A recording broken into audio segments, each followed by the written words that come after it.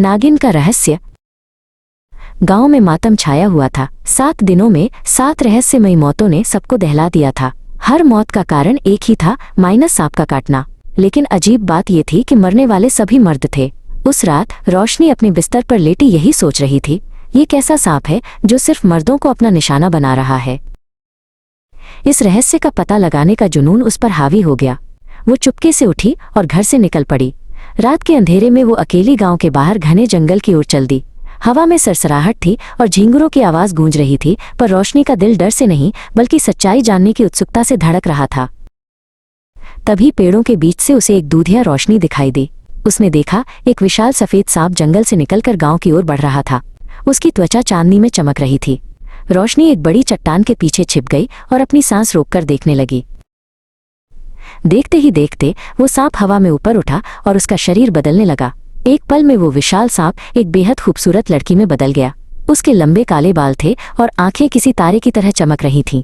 रोशनी समझ गई ये कोई साधारण सांप नहीं बल्कि एक इच्छाधारी नागिन थी। वो नागिन, जिसका नाम माया था, अपने अगले शिकार की तलाश में गांव की ओर चल पड़ी। गांव के स्कूल के बाहर पंकज लुखा अपनी लापरवाही के लिए जाना जाता था, मोबाइल पर गेम खेलने में मग्न था। माया ने पंकज को देखा और अपनी मीठी आवाज में उसे बुलाया, सुनो, क्या तुम मेरी मदद कर सकते हो? पंकज ने जैसे ही उस खूबसूरत लड़की को देखा वो सब कुछ भूल गया और उसकी ओर खिंचा चला गया। वो नागिन की असली मंशा को समझ नहीं पाया। वो मौत के साथ खेल रहा था, उसकी सुंदरता में खोया हुआ। अचानक माया का चेहरा बदल गया। इससे पहले कि पंकज कुछ समझ पाता, माया ने उसकी गर्दन पर अपने जहरीले दांत गड़ा दिए। जहर तेजी से पंकज के शरीर में फैल गया। वो जमीन पर गिरकर तड़पने लगा। माया उसे तड़पता देख पागलों की तरह जोर जोर से हंसने लगी। उसकी हंसी रात की खामोशी में गूंज रही थी। चट्टान के पीछे छिपी रोशनी ने ये सब अपनी आंखों से देखा। उसका शरीर डर से कांप रहा था, लेकिन उसकी आंखों में अब डर की जगह गुस्सा था। उसने समझ लिया था कि गांव की मौतों का राज क्या है। ये कोई जानवर नहीं बल्कि बदले की आग में जल रही एक नागिन थी। रोशनी ने फैसला कर लिया, वो इस रहस्य को दुनिया के सामने लाएगी और अपने गांव को इस कहर से बचाएगी। नागिन का सामना करने का संकल्प लेकर वो अंधेरे में वापस अपने घर की ओर चल पड़ी। पंकज की चीखें गांव की खामोशी में खो गईं। रोशनी का दिल तेजी से धड़क रहा था, लेकिन उसने खुद को संभाला। वो जानती थी कि अगर उसने अभी कुछ नहीं किया तो नागिन का अगला शिकार कोई और होगा। वो चुपचाप अंधेरे में वापस अपने घर लौट आई। उसका दिमाग एक योजना बनाने में लगा हुआ था।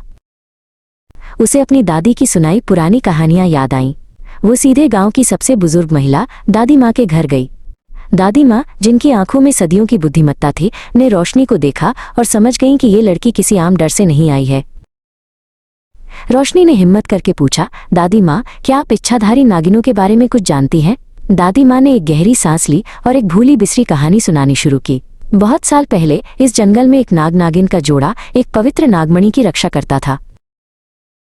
उन्होंने बताया कि कैसे गांव के 8 नौजवानों ने लालच में आकर उस मणि को चुराने की कोशिश की।